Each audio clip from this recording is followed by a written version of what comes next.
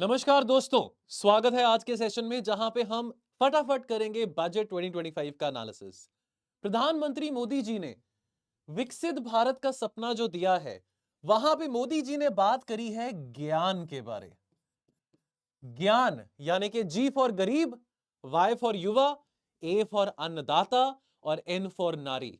यानी कि ये जो चार वर्ग के जो लोग हैं, इन चारों वर्ग के लोगों को एम्पावर करना है, सक्षम बनाना है ताकि हम विकसित भारत का सपना देख सकें। और विकसित भारत का सपना देखने के लिए आए ये एनालाइज करते हैं कि जो बजट बनाया है, इस बजट में क्या है कि हमारे एमएसएमईज को, हमारे फार्मर्स को, हमारी महिलाओं को और हमारे युवाओं को क्या मिलने वाला है इस बजट में से। सो आइए दोस्तों बजट का एनालिसिस करें और बजट के एंड में कुछ इंपॉर्टेंट टर्म्स भी मैंने लिखी हैं जो आपके साथ मैं डिस्कस करूंगा। वो टर्म्स आपको पता होनी बहुत जरूरी है बीइंग यूपीएससी एस्पिरेंट्स। तो वीडियो को अंत तक जरूर देखिएगा। चलिए शुरू करते हैं। तो ये बेसिकली समरी डॉक्यूमेंट है। ये समरी डॉक्यूमेंट इजीली अवेलेबल है, वेबसाइट पे अवेलेबल है। अगर आप इंडियन बजट .gov.in पे जाएंगे तो आपको ये जो समरी डॉक्यूमेंट है लगभग 16 पेजेस का है, लेकिन 20 पेजेस करके बन गए बिकॉज एंड में मैंने कुछ एडिटिंग करी है, मैंने कुछ लिखा है। शुरू करते हैं, पहले जर्नी ऑफ डेवलपमेंट की बात करते हैं। So by and large journey of development would be driven by importantly by agriculture, by MSME, investment, exports. यही बात हमने प्रीवियसली इकोनॉमिक सर्वे के लेक्चर में भी करी थी। बाय द वे, अगर आपने इकोनॉमिक सर्वे नहीं देखा, प्लीज हमारे यूट्यूब चैनल पे जाके इकोनॉमिक सर्वे देख लीजिए। हमने इकोनॉमिक सर्वे रात को 10:30 बजे निकाला था, जिस दिन इकोनॉमिक सर्वे आया था, which is day before yesterday. So आप प्लीज उसको जाके देख लीजिए। तो agriculture, MSME, investment, exports, deregulation की बात करी गई थी इकोनॉमिक सर्वे में कि डीरेगुलेशन ड्राइव करेगा हमारी डोमेस्टिक ग्रोथ को। और ये चार इंपॉर्टेंट ड्राइवर्स होने वाले हैं, विच मींस कि जो फ्यूल होने वाला है हमारी जर्नी ऑफ डेवलपमेंट के लिए, जो फ्यूल है इस गाड़ी का, that would be economic reforms. And then guiding spirit क्या होगी? गाइडिंग स्पिरिट होगी हमारी inclusivity. Inclusivity would be the guiding spirit. Specifically जैसे आपके साथ मैंने ज्ञान एक्रोनिम की बात करी है, गरीब, युवा, अन्नदाता और नारी, इंक्लूसिविटी। और हमारी मंजिल क्या है? हमारी मंजिल है विकसित भारत टुवर्ड्स 2047। हमारी मकसद क्या है? हमारी मंजिल है विकसित भारत। अब निर्मला सीतारमन जी ने क्या कहा है? A country is not just it's soil, a country is it's people. तो लोगों के लिए अंडरस्टैंड वन थिंग कि जो हमारा डेमोग्राफिक डिविडेंड है, जो 18 साल से जो 18 ईयर्स के जो बच्चे हैं, 18 साल से लेके जो 24-25 साल की उम्र के जो बच्चे हैं, इन बच्चों ने ही जाके हमारा भविष्य और मजबूत बनाना है। तो ह्यूमन कैपिटल में इन्वेस्ट करना बहुत ज्यादा जरूरी है। Okay, now aspirations for Viksit Bharat. Aspirations for Viksit Bharat में बात पहली करी गई है कि ग्रोथ को एक्सेलरेट करना पड़ेगा। लगभग 8% जीडीपी ग्रोथ पे हमको ग्रो करना पड़ेगा at least for the next 1.5 or 2 decades, not for 1 or 2 years but for the 1.5 2 decades. And then inclusive development की बात यहां पे करी गई है। enhancing the spending power of India की जो राइजिंग और एम्बिशियस मिडिल क्लास है, उसकी जो स्पेंडिंग पावर है, जो परचेजिंग कैपेसिटी है, उसको बढ़ाने की बात करी गई है। प्राइवेट सेक्टर इन्वेस्टमेंट्स को और मोबिलाइज करने की बात करी गई है, because private sector would have to take the lead. हमारे फाइनेंस मिनिस्टर ने कैटेगोरिकली कह दिया है that look, the government is willing to deregulate. Now the government is doing what it can. Capex बढ़ाया है, कैपिटल एक्सपेंडिचर बढ़ा है, 8.2% capital expenditure right after the elections बढ़ा है। एंड कैपिटल एक्सपेंडिचर यानी कि asset creating expenditure has been on the rise right from the last 5-6 fiscal years. So now the private sector would have to walk the talk and would also have to chip in, right? All right, आगे बढ़ते हैं। आगे development measures focusing on ज्ञान यानी कि गरीब, youth यानी कि युवा, अन्नदाता यानी कि फार्मर्स और नारी यानी कि महिला। ठीक है, अगेन यहां पे क्या करा गया है? क्रेडिट कार्ड्स निकाले गए हैं। क्रेडिट कार्ड्स निकाले गए हैं फॉर माइक्रो एंटरप्राइजेस। एमएसएमईज होता है ना, एमएसएमईज की हम बात करते हैं। एमएसएमईज में एक एम होता है medium, then small and then micro, micro enterprises. तो यानी कि कस्टमाइज क्रेडिट कार्ड्स निकाले जा रहे हैं। 5 लाख की क्रेडिट लिमिट होगी माइक्रो एंटरप्राइजेस के लिए, लेकिन उसके पहले उनको उद्यम पोर्टल पे रजिस्टर होना बहुत ज्यादा जरूरी है। पहले साल में 10 लाख ऐसे कार्ड्स इशू किए जाएंगे फॉर माइक्रो एंटरप्राइजेस। तो 5 लाख की क्रेडिट कार्ड की लिमिट दी जाएगी माइक्रो एंटरप्राइजेस को।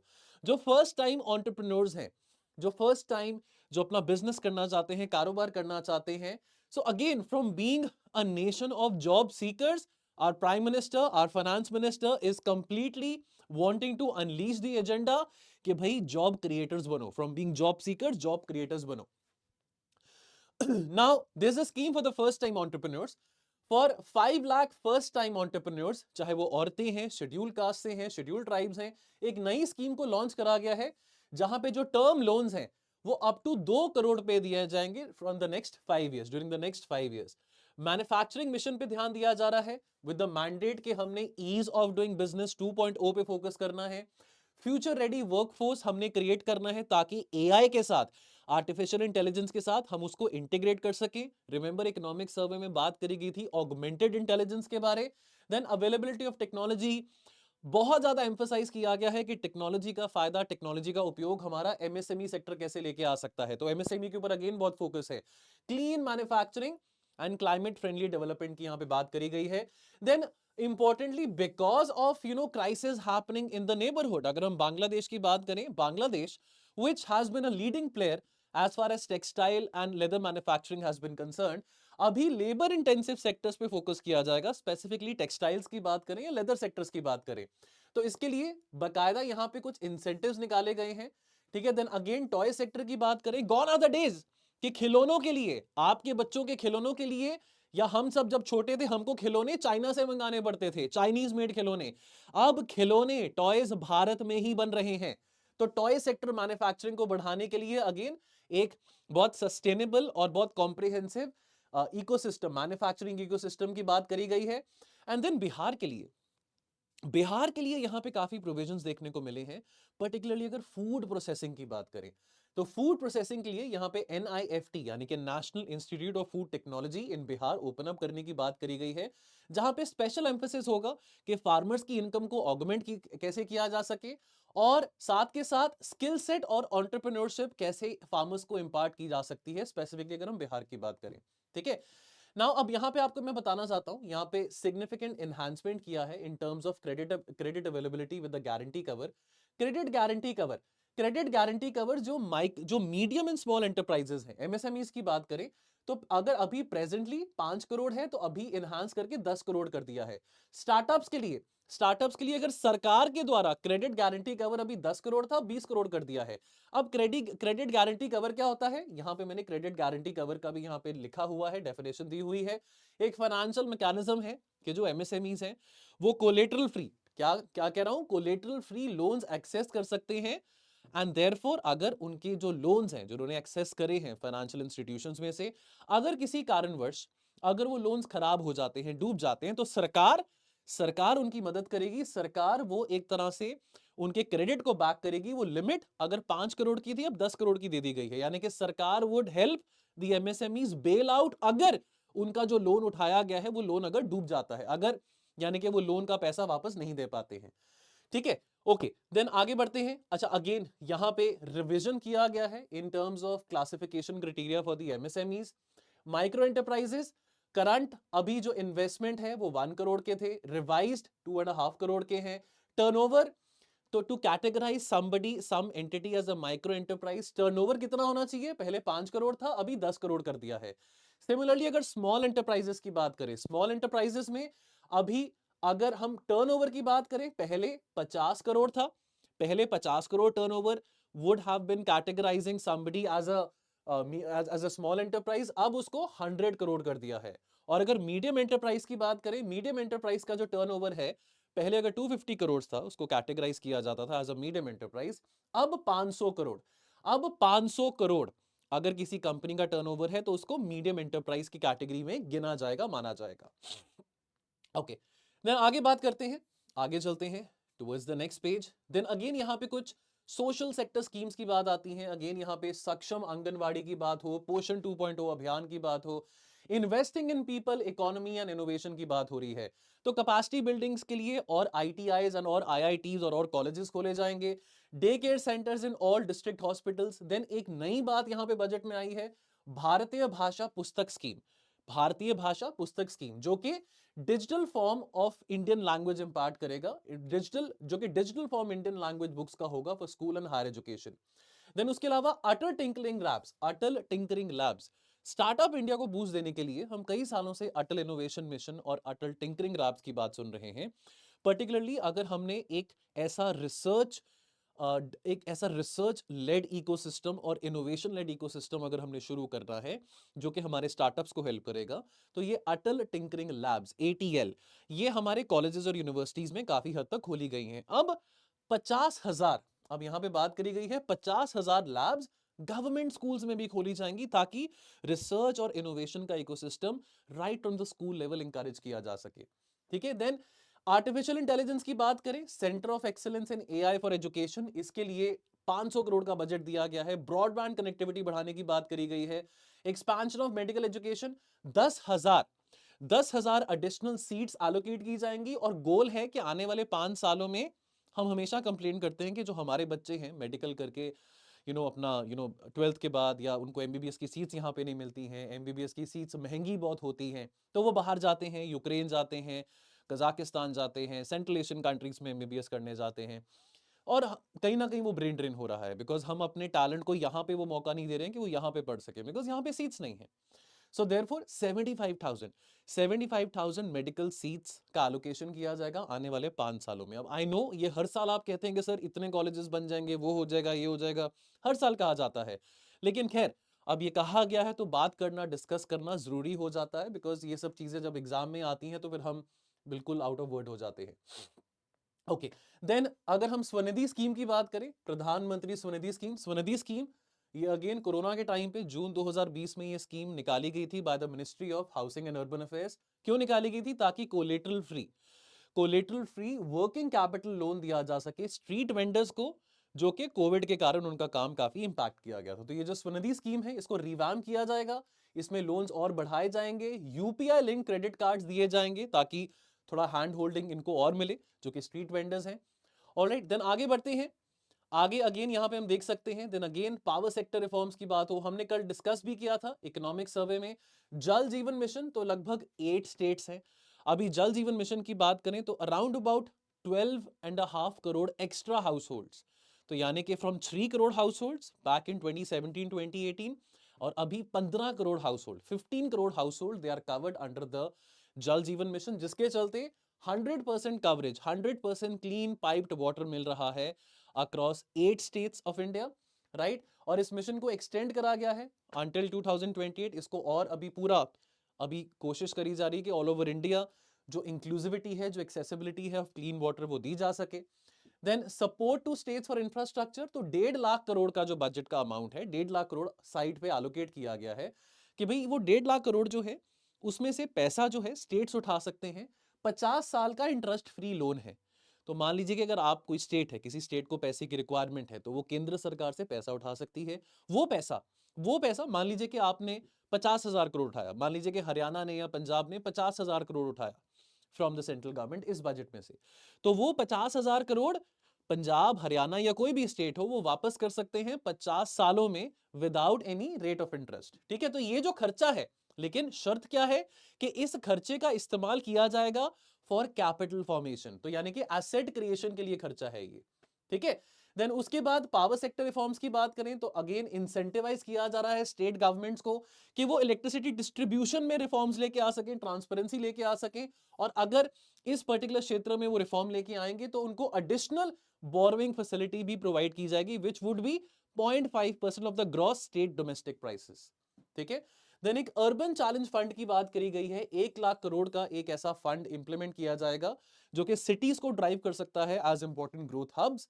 And then again asset monetisation plan 2025 से 2030 ये लॉन्च किया जा रहा है अगेन ताकि कैपिटल ऑफ 10 लाख करोड़ को हम लेके आ सकें by disinvestment, by monetising certain core assets of the government, जिसको सेल करके हम ऐसा पैसा लेके आ सकते हैं जिससे अगेन वो पैसा इकोनॉमी में रिवाइव होगा और इकोनॉमी को बूस्ट करने में मदद करेगा। ठीक है, तो ये प्लान इंट्रोड्यूस किया गया था under the national monetisation pipeline, और बेसिकली ये एक स्ट्रैटेजी भारत सरकार की है कि कैसे हम एग्जिस्टिंग पब्लिक इंफ्रास्ट्रक्चर का लेवरेज उठा के हम मोनेटाइज कर सकते हैं उस एग्जिस्टिंग पब्लिक इंफ्रास्ट्रक्चर को, एंड फंड्स रेज कर सकते हैं for our needs, for the needs of for the growth in India. Then उसके बाद अगर हम बात करें, देन कुछ इंपॉर्टेंट फंड्स हैं, मैरीटाइम डेवलपमेंट फंड है, right. Then nuclear energy mission for Viksit Bharat है।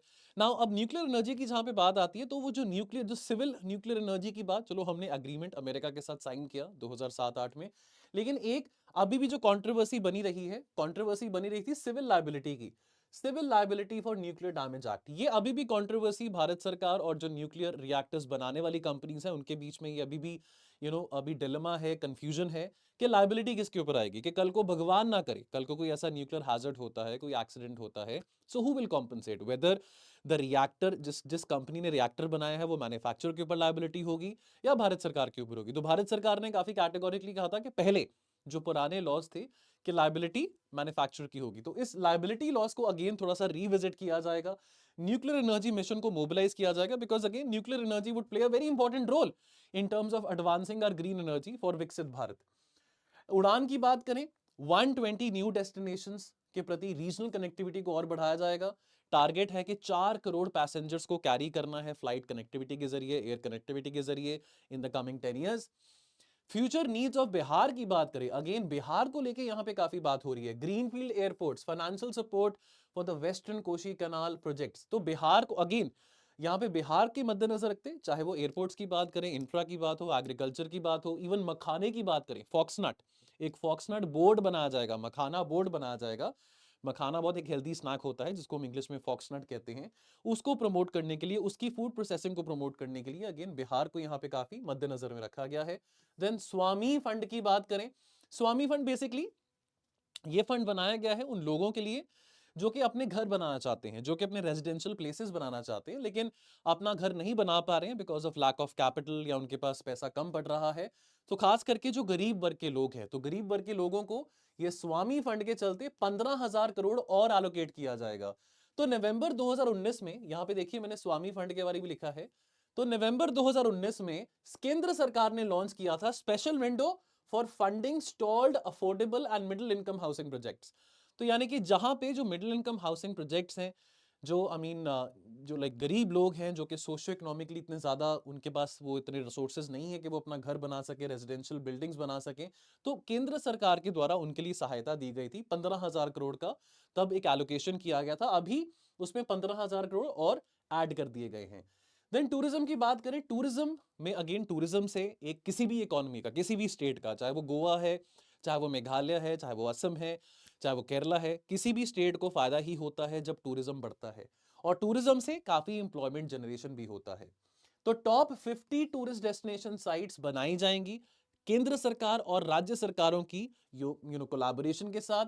Then streamlined e visa facilities को इंट्रोड्यूस किया जाएगा। Skill development programmes, intensive skill development programmes बनाए जाएंगे, ऐसे मॉड्यूल्स बनाए जाएंगे जो कि उनको मदद करेंगे इन terms of getting them employability in the tourism sector as well. Then Mudra loans for the home stays, PLI performance linked incentive to the states, अच्छा परफॉर्म करोगे तो आपको और incentives मिलेंगे, as simple as that.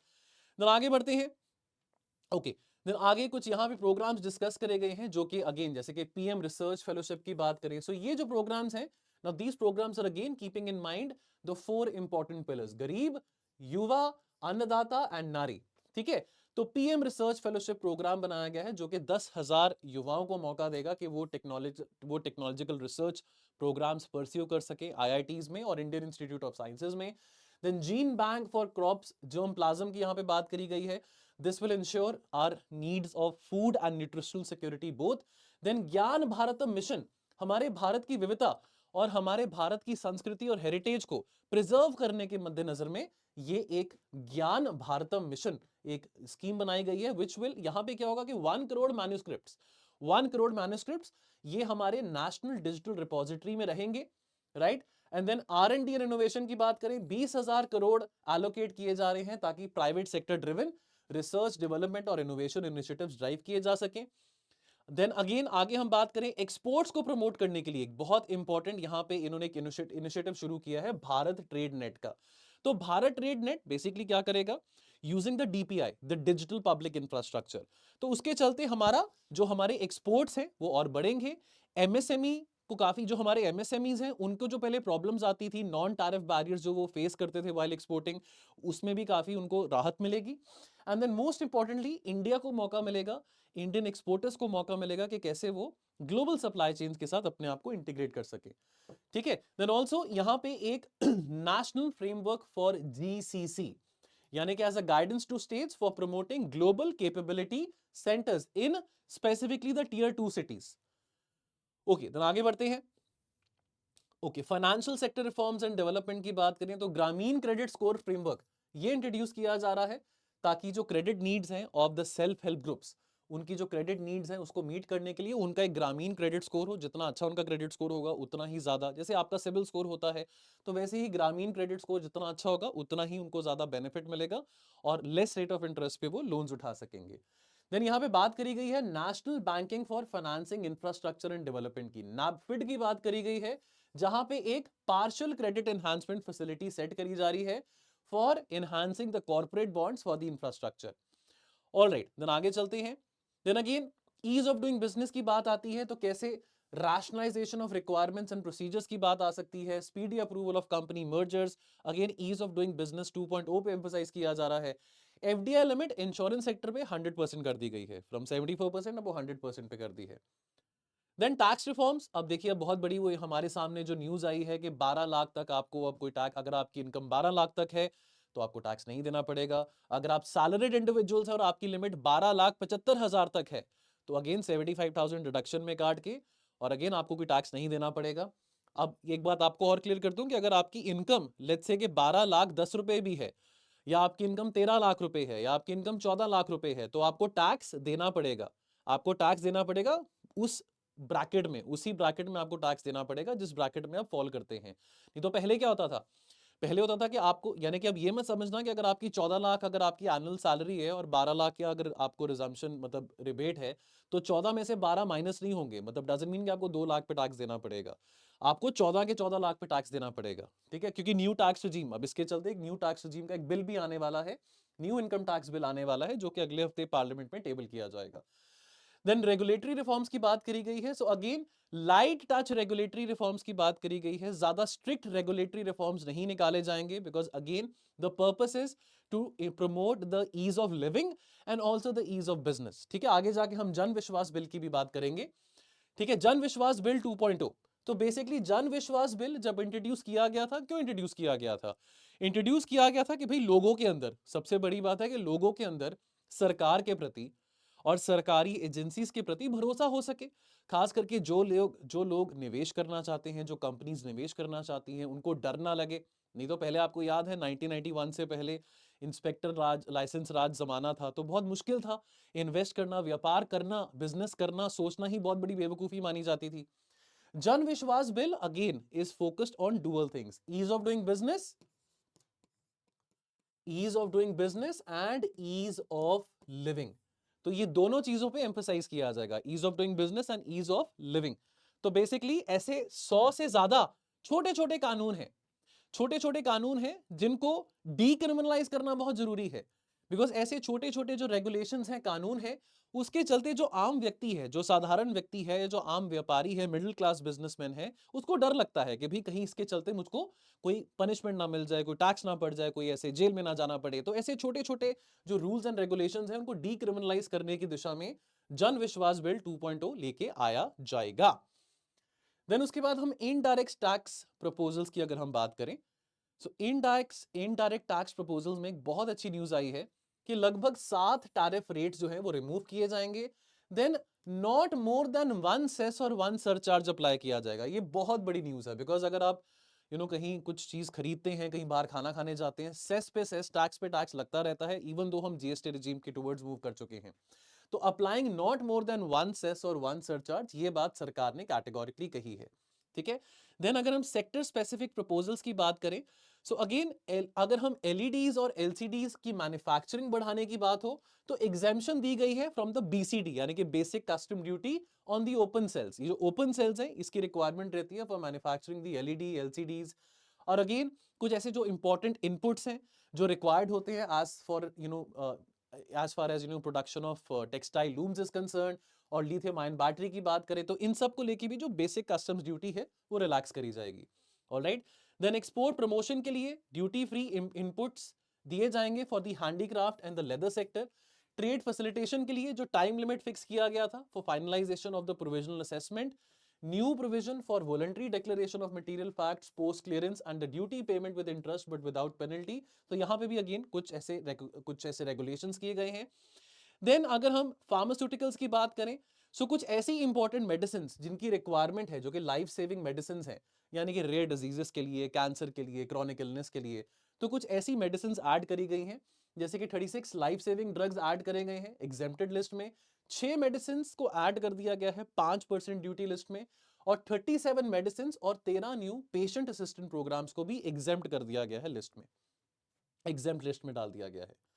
Then अगर हम direct tax proposals की बात करें तो अभी आने वाले समय में एक आर्म्स लेंथ प्राइस, एक आर्म्स लेंथ प्रिंसिपल की बात की जा रही है as far as international transaction is concern. मगर आपको आर्म्स लेंथ प्रिंसिपल अगर लेमैन टर्म में समझाऊं, इसको डिटेल में एक वीडियो में भी समझा देंगे, लेकिन अगर आपको मैं लेमैन टर्म में समझाऊं, मान लीजिए कि अगर एक एंटिटी है, लेट्स से हम बात करें एयरटेल की बात करें।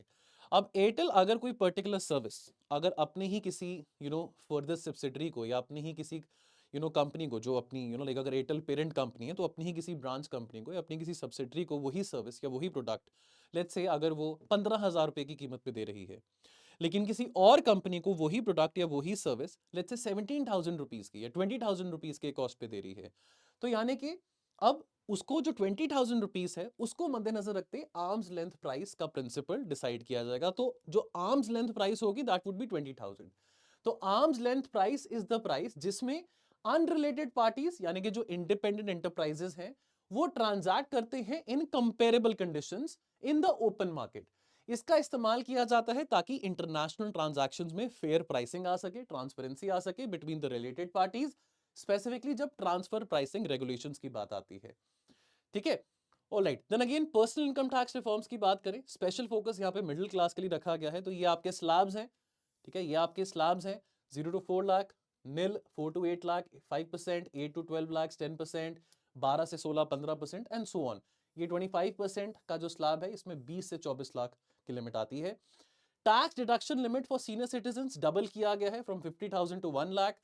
अगेन एनुअल लिमिट जो है, annual limit of 2.4 lakh for the TDS for the tax deducted at source on rent has been increased to 6 lakh। पहले 2.4 लाख था, अब 6 लाख कर दिया गया है।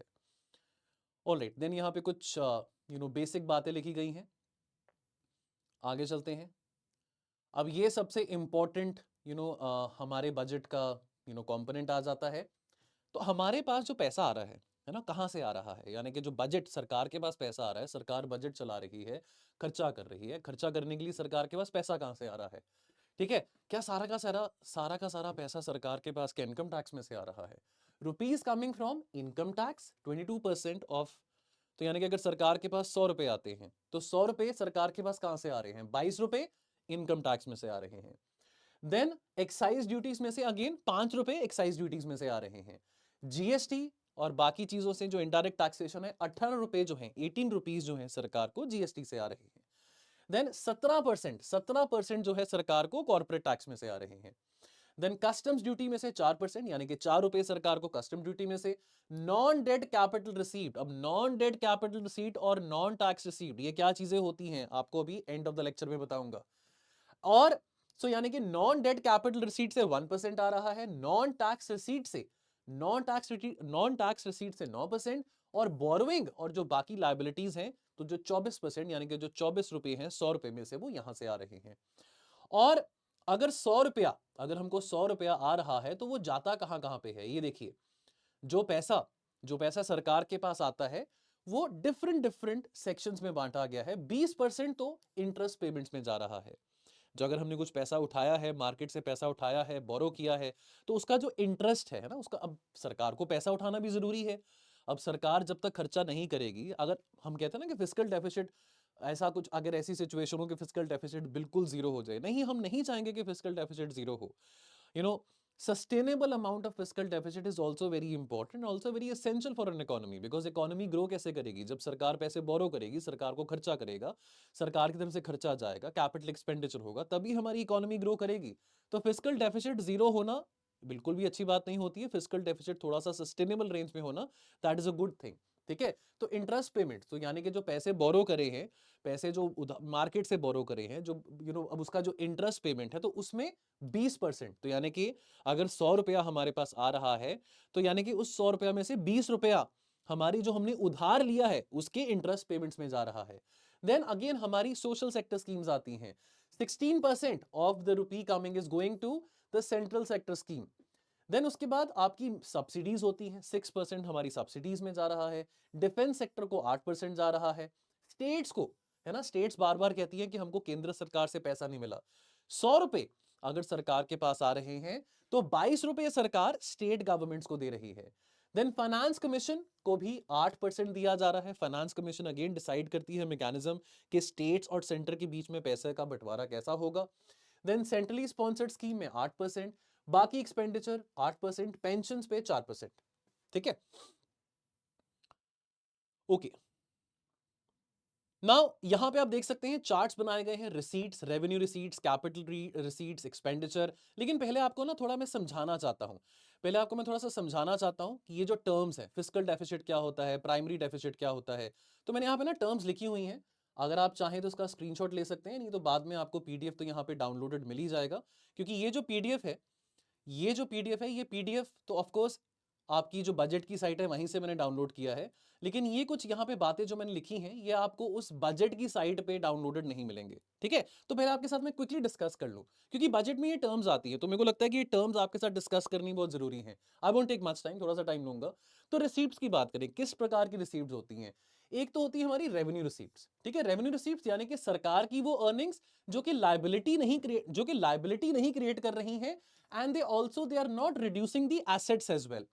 यानी कि रेवेन्यू एक्सपेंडिचर, देखो रेवेन्यू एक्सपेंडिचर होता है जो कि सरकार के द्वारा किया जाता है डे टू डे ऑपरेशंस के लिए।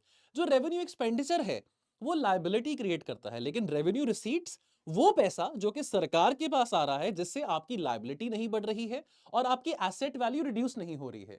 ये रिसीट्स यूज की जाती हैं डे टू डे सरकारी एक्सपेंडिचर्स के लिए, जैसे कि सैलरीज की बात हो, इंफ्रास्ट्रक्चर है, मेंटेनेंस ऑपरेशंस की बात हो। नाउ दो तरह की रेवेन्यू रिसीट्स होती हैं, एक तो होती है आपकी टैक्स रेवेन्यू, एक होती है आपकी नॉन टैक्स रेवेन्यू। तो टैक्स रेवेन्यू में एक तो आपका डायरेक्ट टैक्स आ जाता है, जैसे आप देते हैं अपना इनकम टैक्स देते हैं, या फॉर एग्जांपल हम कॉर्पोरेट टैक्स की बात करें, या दूसरा इनडायरेक्ट टैक्स आ जाता है, जीएसटी की बात आ जाती है। देन एक नॉन टैक्स रेवेन्यू रिसीट होती है। जो नॉन टैक्स रेवेन्यू रिसीट है उसमें क्या होता है, फीस होती है, चालान की फीस होती है, चालान होते हैं, इंटरेस्ट पेमेंट हो गया, डिविडेंड्स हो गया, या जो अन्य ग्रांट सरकार को मिलती रहती हैं, वो नॉन टैक्स रेवेन्यू। यानी कि वो रेवेन्यू जो कि सरकार के पास जो आ रहा है, यानी कि बिना टैक्स लगे जो सरकार के पास पैसा आ रहा है। एक तो होता है टैक्स रेवेन्यू जो कि हम लोग देते हैं, चाहे वो in the form of GST हो या in the form of income tax हो। नॉन टैक्स रेवेन्यू यानी कि वो पैसा जो सरकार के पास आ रहा है जिसपे कोई टैक्स नहीं लगा, लेकिन सरकार के पास वो पैसा आ रहा है। That could be in the form of fees, that could be in the form of interest payments, that could be interest in the sense कि हमने कहीं इन्वेस्ट किया, हमने कहीं इन्वेस्ट किया हुआ है। जैसे आप एफडी होती है आपकी, आपकी एफडी है, आपने 50,000 की एफडी बनाई, 5 साल के लिए आपने 50,000 इन्वेस्ट, आपने एफडी बनाई, 10% आपको उस पर इंटरेस्ट मिला। तो आपको जो इंटरेस्ट मिला यानी कि आपको वो इंटरेस्ट आ रहा है। ठीक है, आपको वो इंटरेस्ट पेमेंट आ रहा है, तो उसी तरह से यानी कि आपने कुछ इन्वेस्ट किया है, आपको उसका इंटरेस्ट मिल रहा है। ठीक है, सो अगेन ये इंटरेस्ट जो है इस पे टैक्स नहीं लग रहा। आपने जो एफडी में पैसे डाले हैं, अगर तो उसका जो अमाउंट है 10,000 से ज्यादा जाता है तो उस पर टैक्स करता है, टीडीएस होता है। लेकिन यहां पे जो इंटरेस्ट आ रहा है सरकार के पास, इस पे टैक्स नहीं लगता है। ठीक है, तो ये हुआ नॉन टैक्स रेवेन्यू। देन हम बात करते हैं कैपिटल रिसीट्स के बारे। तो एक आपकी होगी रेवेन्यू रिसीट्स, एक होगी आपकी कैपिटल रिसीट्स। यानी कि ये सरकार का वो कमाया गया पैसा है जो या तो लायबिलिटीज क्रिएट कर रहा है या एसेट वैल्यू रिड्यूस कर रहा है। बात को समझो ध्यान से कि कैपिटल एक्सपेंडिचर जो होता है, capital expenditure, capital expenditure asset creation की बात करता है। ठीक है, कैपिटल एक्सपेंडिचर एसेट क्रिएशन की बात करता है, लेकिन कैपिटल रिसीट्स, कैपिटल रिसीट्स वो खर्च, वो पैसा है, जो वो अर्निंग्स है जो कि सरकार के पास आ रही हैं, जहां पे जिसके चलते या तो लायबिलिटीज बढ़ रही हैं या एसेट की जो वैल्यू है कम हो रही है। नाउ ये वन टाइम रिसीट्स है जो कि फंड्स प्रोवाइड करते हैं सरकार को for long term investment, but they are not the part of the regular income. तो कौन से टाइप्स ऑफ कैपिटल रिसीट्स आती हैं? तो एक तो आती है आपकी डेट कैपिटल रिसीट्स। जो आपकी डेट कैपिटल रिसीट्स आती हैं, यानी कि वो जो आपके बोरोड फंड्स हैं, जो आपके बोरोड फंड्स हैं, बोरोड फंड्स आपके लोन्स हो सकते हैं। लोन्स चाहे वो इंटरनली हो या एक्सटर्नली हो। इंटरनली सरकार आरबीआई से लोन उठाए, या एक्सटर्नली बाहर से हम कहीं लोन उठाएं, ठीक है। या आपकी जो स्मॉल सेविंग्स या प्रोविडेंट फंड कलेक्शंस होती हैं, तो सरकार सरकार अगर, अब आपने इन्वेस्ट किया है ना, आपने पैसा प्रोविडेंट फंड में इन्वेस्ट किया, आपने कोई एफडी में पैसा इन्वेस्ट किया, स्मॉल सेविंग स्कीम, आपने प्रोविडेंट फंड है, पब्लिक प्रोविडेंट फंड है, कई तरह के फंड्स आते हैं, आपने वहां पे इन्वेस्ट किया। तो जो स्मॉल सेविंग्स या प्रोविडेंट फंड स्कीम्स हैं, उस पर आप पैसा इन्वेस्ट कर रहे हो। सरकार क्या कहती है? सरकार कहती है कि आपको उस पर हम 7.75% या 8% इतना रेट ऑफ इंटरेस्ट देंगे। अब वो पैसे का इस्तेमाल सरकार करती है अपने डे टू डे एक्सपेंडिचर्स के लिए और अपने बाकी एसेट क्रिएटिंग एक्सपेंडिचर के लिए, लेकिन सरकार को वो पैसे वापस देने पड़ेंगे, क्योंकि ऑब्वियसली वो पैसा हम लोगों का ही है। तो यानी कि ये जो पैसा जो कि सरकार बोरो कर रही है, जो कि सरकार बोरो कर रही है, डेट यानी कि बोरो, लेकिन फॉर कैपिटल क्रिएशन पर्पसेस, यानी कि उस, आपने डेट कैपिटल की बात करी, यानी कि आपने पैसा उधार में लिया, आपने पैसा उधार में लिया, लोन लिया, या तो इंटरनली या externally, that is number one. या फिर आपने, जो लोग प्रोविडेंट फंड में पैसा डालते हैं, पीपीएफ में पैसा डालते हैं, स्मॉल सेविंग्स में पैसा डालते हैं, सरकार ने वो पैसा उठाया ताकि उस पैसे का जो यूटिलिटी है सरकार कैपिटल एक्सपेंडिचर के लिए कर सके, कैपिटल क्रिएशन एक्सपेंडिचर के लिए कर सके, लेकिन वो पैसा सरकार को वापस भी देना है, ठीक है।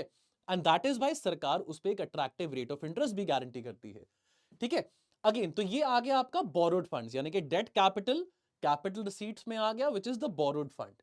एंड देन दूसरा है आपका नॉन बोरोड फंड्स। तो टाइप ऑफ कैपिटल रिसीट में टाइप नंबर 2 आती है नॉन बोरोड फंड्स। इसमें आपकी डिसइन्वेस्टमेंट की रिसीट्स आ गई।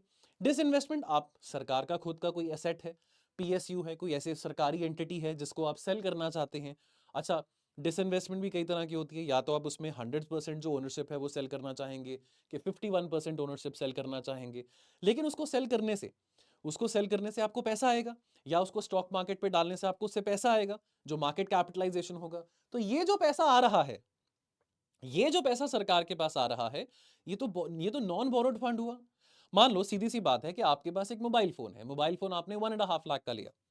अब वो मोबाइल फोन आप बेच देते हैं, मान लीजिए कि वो 1 लाख रुपए का आप बेचते हैं।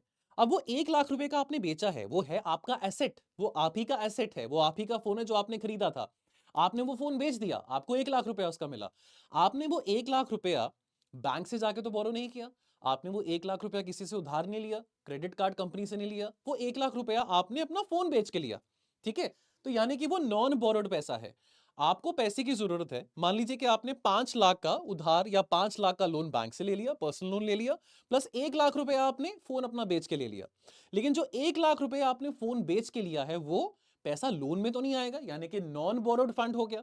और क्योंकि आपने अपना ही फोन बेचा था, यानी कि आपका अपना ही एसेट है, so again that is something जो आपको फिर से उसका पैसा वापस मिल रहा है। अपना ही मतलब ऑब्वियसली डेप्रिशिएटिंग कॉस्ट पे आपको पैसा मिल रहा है, ठीक है। सो नॉन बोरोड फंड्स या तो डिसइन्वेस्टमेंट होती है या recovery of loans, which means कि सरकार ने जो लोन दिया हुआ था या सरकार ने जो पैसे लेंड आउट किए हुए थे, वो पैसा सरकार के पास वापस आ रहा है। अगेन, वो बोरोड फॉर्म ऑफ रिसीट में नहीं जाएगा, ठीक है। And then types of deficit की बात करें, ऊपर हमने चार्ट देखा था, फटाफट बस आपको ये बता के मैं चार्ट्स में भी जाऊंगा। तो कितने तरह के डेफिसिट होते हैं? तो होता है फिस्कल डेफिसिट। फिस्कल डेफिसिट हम बजट पे आमतौर पे मोस्टली फिस्कल डेफिसिट पे एम्फसाइज करते हैं कि कितना परसेंट है fiscal deficit of our GDP. तो total expenditure minus total receipts, total जो हमारा खर्चा हुआ है माइनस जो टोटल हमारे पास पैसा आया था, और not including the borrowings, excluding the borrowings, यानी कि माइनस द बोरोविंग्स, यानी कि टोटल खर्चा जो कि सरकार ने किया, टोटल पैसा जो सरकार के पास आया था, ठीक है, माइनस द बोरोविंग्स। अब ऑब्वियसली सरकार के पास अगर 100 रुपए आया था, लेकिन सरकार ने 150 रुपीज खर्च किया, विच मीन्स 50 रुपए का बजट डेफिसिट है। लेकिन जब फिस्कल डेफिसिट की बात आती है, सरकार ने वो जो 150 रुपीज किया, वो खर्चा जो किया, ऑफकोर्स उसके लिए जो 50 रुपए की बोरोइंग भी कहीं से करी होगी, उस बोरोइंग्स को यहां पे फिस्कल डेफिसिट में नहीं इंक्लूड किया जाता है। देन रेवेन्यू डेफिसिट की बात करें, रेवेन्यू डेफिसिट यानी कि रेवेन्यू एक्सपेंडिचर, जो अगेन आपका जो एक्सपेंडिचर होता है, जो कि आपकी लायबिलिटी ही क्रिएट करता है, जो डे टू डे आपके एक्सपेंडिचर्स होते हैं, जो सरकार के एक्सपेंडिचर्स होते हैं, माइनस द रेवेन्यू रिसीट्स। तो ये वो आपका रेवेन्यू डेफिसिट। तो ये इंडिकेट करता है सरकार की बोरोइंग का, कि अपने डे टू डे खर्चे मीट करने के लिए, कि क्या सरकार के पास उतना पैसा आ रहा है कि सरकार अपने डे टू डे खर्चे चला सके, कि डे टू डे खर्चे चलाने के लिए भी सरकार को पैसे बोरो करने पड़ रहे हैं। तो ये हो गया रेवेन्यू डेफिसिट। देन आपका आता है इफेक्टिव रेवेन्यू डेफिसिट। तो ये आपको एक बेटर मेजर प्रोवाइड करता है of government borrowings for actual operational expenses. तो effective revenue deficit is revenue deficit जितना हुआ है माइनस जो ग्रांट्स केंद्र सरकार ने स्टेट गवर्नमेंट्स को दिए थे फॉर कैपिटल फॉर्मेशन। देन बात करते हैं प्राइमरी डेफिसिट के बारे। प्राइमरी डेफिसिट क्या है?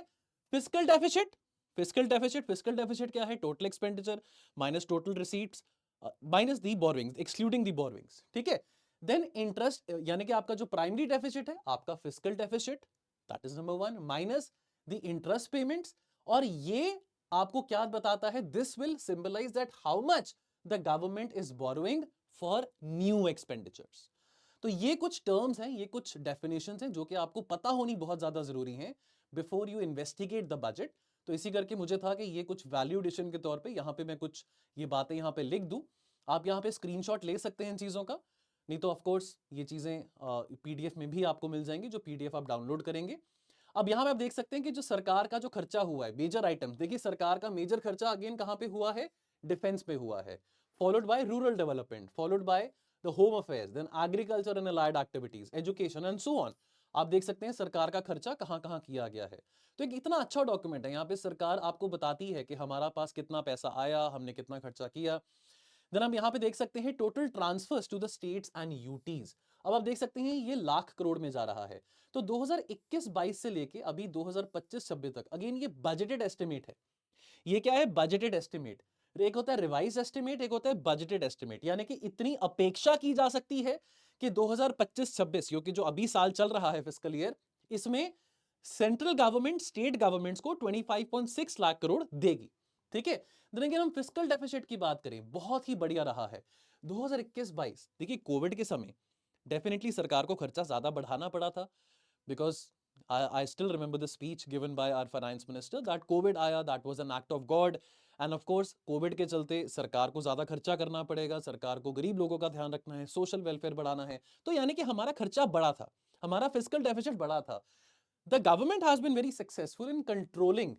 बजट एस्टिमेट ये बताते हैं, बजट एस्टिमेट ये कहते हैं कि हमारा जो फिस्कल डेफिसिट होगा as a percentage of GDP, that would be 4.4%। From 6.7% हम 4.4% पे आ गए। Revenue deficit remarkable, 4.4% in fiscal year 2021-22 से अब हम 1.5% रेवेन्यू डेफिसिट। अगेन ये बजट एस्टिमेट है, ये एस्टिमेट है दैट फॉर दिस फिस्कल हमारा revenue deficit would be 1.5%। Then again, effective revenue deficit from a whopping 3.3% of the GDP coming down to 0.3% of the GDP. Again, this is budget estimate. Even अगर revised estimate में भी देखें, so we have done a good job. हमारा फिर भी revised estimate में जो number है, that is very decent. Primary deficit की बात करें, estimate ये किया जा रहा है that from a whopping 3.3%, we would come down to 0.8% of the GDP. So मोरलेस फ्रेंड्स, यहां पे हमारी जो डिस्कशन है वो खत्म होती है। बाकी अब यहां पे कैपिटल एक्सपेंडिचर भी देख लीजिए। इफेक्टिव कैपिटल एक्सपेंडिचर 2023-24 एक्चुअल में कितना हुआ था? 12.5 लाख करोड़। 2024-25 में बजटेड एस्टिमेट कितना था? 15 लाख करोड़। लेकिन अगेन रिवाइज एस्टिमेट से हमको पता लगा कि 15 लाख करोड़ नहीं, 13 लाख करोड़ खर्च हुआ था। अभी जो बजट एस्टिमेट है for the coming fiscal 15.5 lakh crore पे है। लेट्स सी इसका रिवाइज एस्टिमेट कितना आता है आगे जाके। Revenue expenditure, again revenue expenditure हमारा 39.4 lakh crore. This is the major component of the expenditure of the government. Although every government would want कि उनका कैपेक्स यानी कि कैपिटल एक्सपेंडिचर ज्यादा हो, that would lead to more asset creation, but then of course we have to cater to different sections of the society. We have to cater to the needs of the army, we have to cater to the needs of the salaried employees, the central government employees.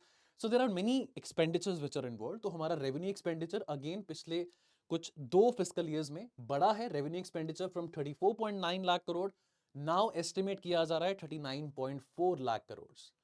Alright, so friends यहाँ पे मोर और less हमारी discussion खत्म होती है।